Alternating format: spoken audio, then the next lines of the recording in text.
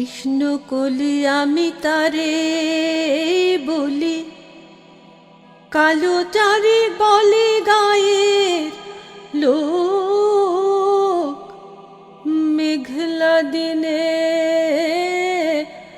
দেখেছিলে মাঠে ও কালো মেয়ের কালো হরিণ চোখ। আমার কথা বাঙালি ঘরের 5 জন সাদামাটা বিবাহযোগ্য মেয়ের কথার মতোই। এমন আপনারা অনেক শুনেছেন। তার আগে বরং কালীমোহনদার কথা বলি। আমার মামাতো দাদা কালিদা।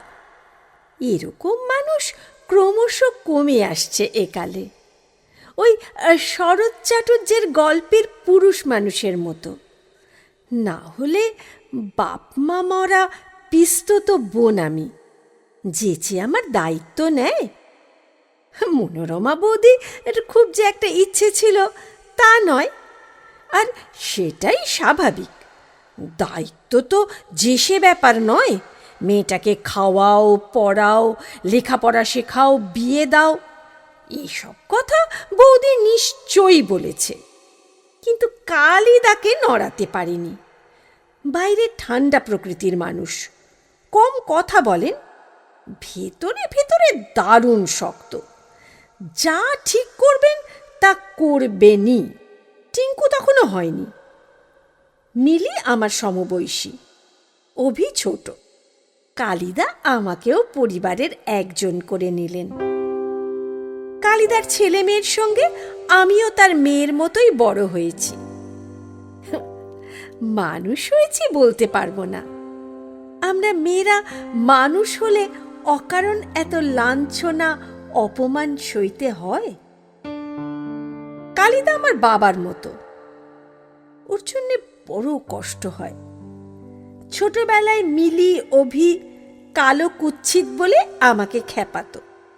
আমি কেঁদে ভাসাতাম, নালিশ করতাম। দাদা আমাকে জড়িয়ে ধরে আদর করে বলতো, ওরা কি জানে কালো হলো জগতের আলো? শ্রীলা আমাদের কৃষ্ণকলি। ছোটবেলা থেকেই আমি গান করতে পারতাম। গলায় সুর ছিল। একবার শুনে যে কোনো সুর হুবহু তুলে নিতে পারতাম। ব্যাস, দাদা হারমোনিয়াম কিনে দিল, মাস্টার রেখে দিল। যখন বড় হলাম তখন রীতিমতো গান শেখা হয়ে গেছে। রুটিন করে রেওয়াজে বসতাম। কালিদা খুশি হতো, তারিফ করত। একদিন মনোরমা বৌদি এসে দাঁড়াতো, বলতো, একটু কাঁচা হলুদ মাখতে পারিস তো? কেন গো বৌদি, কেন বুঝিস না? বৌদির গলা কেমন থমথমে। কালিদা তাড়াতাড়ি বলতো, মনোরমা, ওসব হলুদ টলুদ লাগবে না। ওর গান শুনলে চোখ বুঝে যাবে, গায়ের রং দেখবার ফুরসতই পাবে না। সেদিনই বুঝলাম দাদা যে আমাকে গান শিখিয়েছে এতদিন, সেও এক ধরনের কাঁচা হলুদ মাখা। দাদা আমার আর মিলির বিয়ের চেষ্টা শুরু করেছিল একসঙ্গে। মিলির গায়ের রং ফর্সা, একবার দেখেই পছন্দ হয়ে গেল। বিয়েও হয়ে গেছে বছর খানেকের ওপর। আমাকে দেখতে আসে পাত্র। দাদা আমার গুণপনার ব্যাখ্যা করে, আমাকে গান করতে বলে। গান শোনাই, চিঠি আসে। পাত্রী আমাদের পছন্দ হইলেও কোষ্ঠীতে মেলে নাই, বা আমরা গৌরবর্ণা পাত্রী চাহিয়াছিলাম। এমনি কত অজুহাত। বৌদি একদিন দাদাকে বলল, দেখলে তো, ওসব গান টানে আজকাল কেউ মজে না। বউ গান জানে তাতে কি? সংসারে বউ বসে গান শোনাবে? তার চেয়ে শ্বশুরের কাছে একটা সিডি প্লেয়ার চাইবে। দফায় দফায় সেজে গুজে পাত্রপক্ষের সামনে আর বসবো না ঠিক করলাম। কি করব জানি না, কিন্তু একটা জেদ আমাকে পেয়ে বসলো। দাদা বৌদি রূপনারায়ণপুর গেছে, মিলির বাচ্চা হবে, কিছুদিন থাকবে সেখানে মেয়ের কাছে। এখানে বাড়িতে আমি, অভি আর টিঙ্কু। সম্পর্কে ওদের আমি পিসি হই। অভিটা কলেজে পড়ে, একদম মানে না আমাকে। আমি ওদের বাড়িতে আসার 2 বছর পর টিঙ্কু হয়েছে। ও যা হোক একটু সমীহ করে। এই সময়ই একদিন ঘটনাটা ঘটল। ফাঁকা বাড়ি, পিয়ন চিঠি দিয়ে গেল। নিশ্চয়ই পাত্রপক্ষের চিঠি হবে। কোনো অজুহাতে নাকচ করেছে আমাকে। খামের ওপর দাদার নাম লেখা। তবু খুললাম, পড়ে ছিঁড়ে ফেলে দেব। কিন্তু কি চিঠিটা পড়ে বুকের মধ্যে উথাল পাথাল শুরু হয়ে গেল। এমন লোকও আছে, এ যেন অন্য গ্রহের মানুষ। হে ব্যাপার! চিঠি পড়ে চেঁচিয়ে উঠল অভি। কি করি বলতো অভি? দাদা বৌদি কেউ নেই। So what? আমরাও তো বড় হয়েছি নাকি? পিছনে হাত দিয়ে গেরেমবাড়ি চালে পায়চারি করিস না তো। আমি বাবা হয়েছি, ভাবছি। হ্যাঁ রে শ্রীলা, এই তুই আমার নাম ধরে ডাকছিস? যা বলছি তার উত্তর দাও। কি লিখেছে? পাত্র রাজনীতি করে, ব্যাংক কর্মী। গুড, কোনো দাবি দাওয়া নেই। Very good. আমি বললাম, কিন্তু পাত্র নিজে মেয়ের সঙ্গে কথা বলে সব ঠিক করবে লিখেছে যে, তাও আবার হোটেলে। কে যাবে? অভি বলল, কেন আমি যাব? কি যে বলিস! ভাইপো চলেছে পিসির বিয়ের কথা বলতে।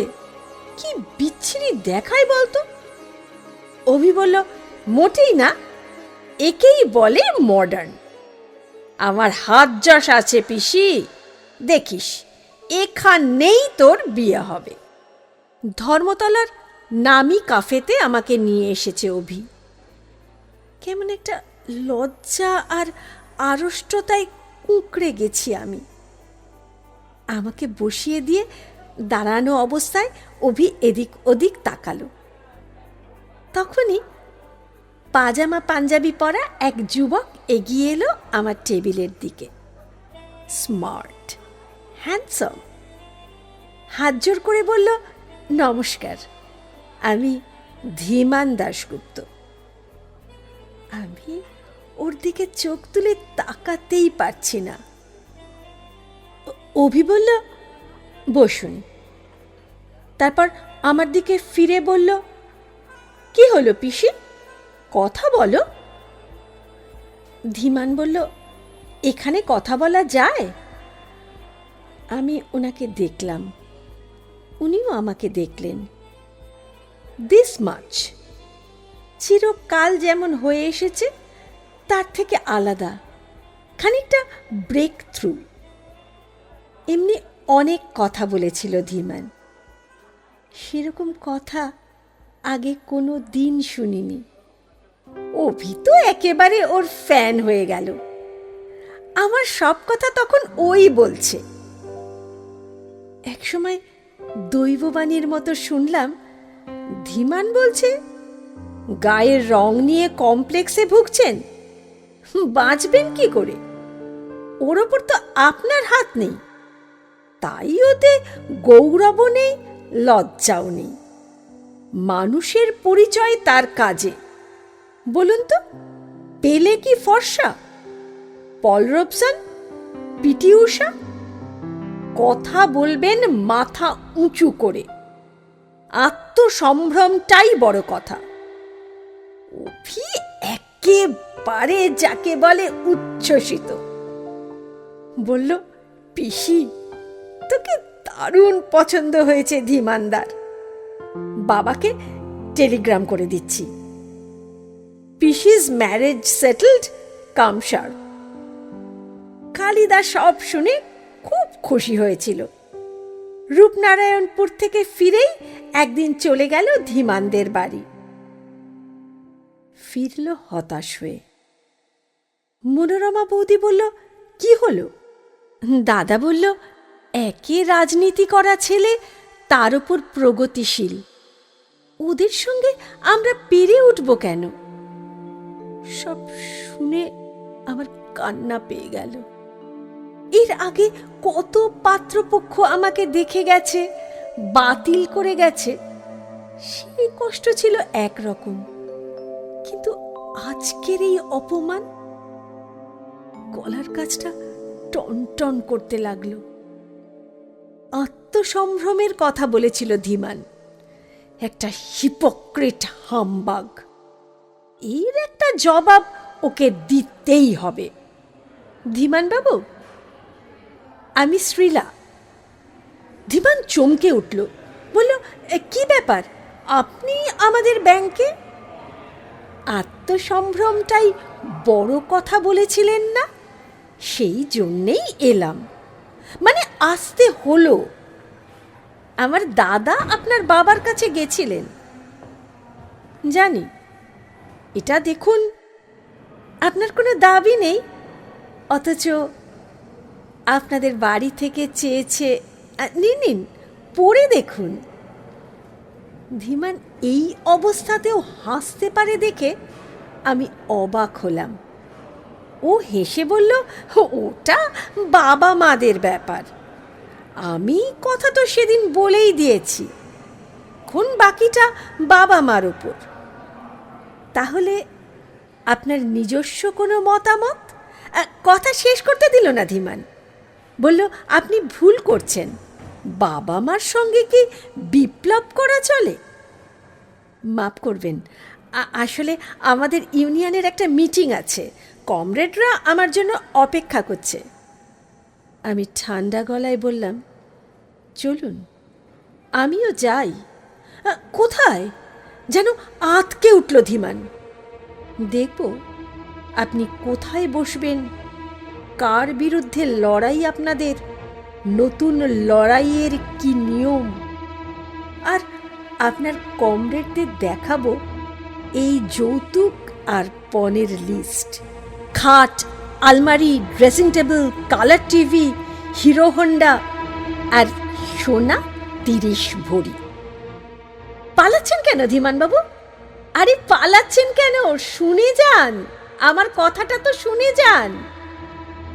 আজ আমি আপনাকে খারিজ করলাম। কৃষ্ণ কলি আমি তারে বলি, কালো চারি বলে গায়ে লোক, মেঘলা দিনে দেখেছিলে মাঠে ও